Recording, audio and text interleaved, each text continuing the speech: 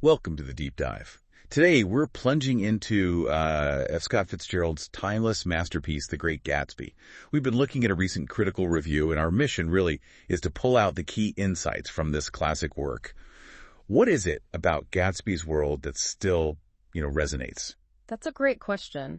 Because what's fascinating, and this review touches on it, is how a story almost a century old, steeped in the jazz age. Yeah. How it still connects so deeply with our own dreams or realities today. It's not just history, it feels like a mirror sometimes. Absolutely a mirror. So for anyone who hasn't picked it up in a while, Gatsby just throws you into the Roaring Twenties, right? Long Island, it's all champagne jazz, these huge glittering parties. But underneath all that sparkle, well, there's this real sense of broken dreams. Mm-hmm. And right in the middle, you've got Jay Gatsby, this mysterious millionaire throwing these incredibly lavish parties.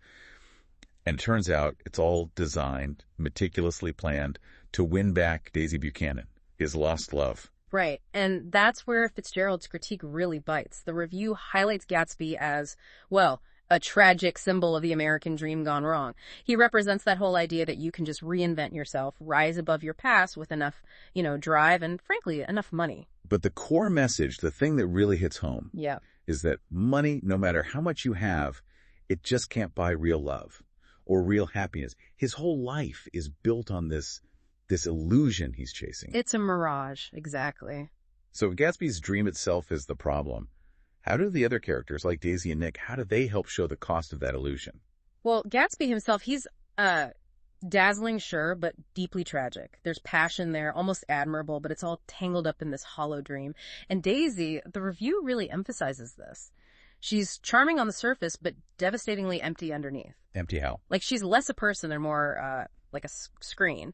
Gatsby projects his idealized past onto her. Her emptiness kind of reflects the whole era's superficiality, its moral vacuum. It makes her tragic, too, in a way. Okay. Trapped. A gilded cage. And Nick Carraway, he's our narrator, our eyes and ears, basically. Exactly. The outsider looking in. He's trying to make sense of it all, the glamour of the parties, but also that sort of unsettling void at the center of it. He guides us through it. And what really elevates the novel beyond the plot is Fitzgerald's prose.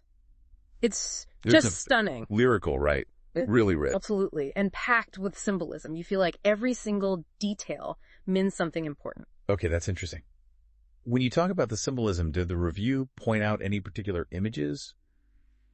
Or maybe ones that just stick with you? Oh, definitely. The green light, for instance. At the end of Daisy's dock.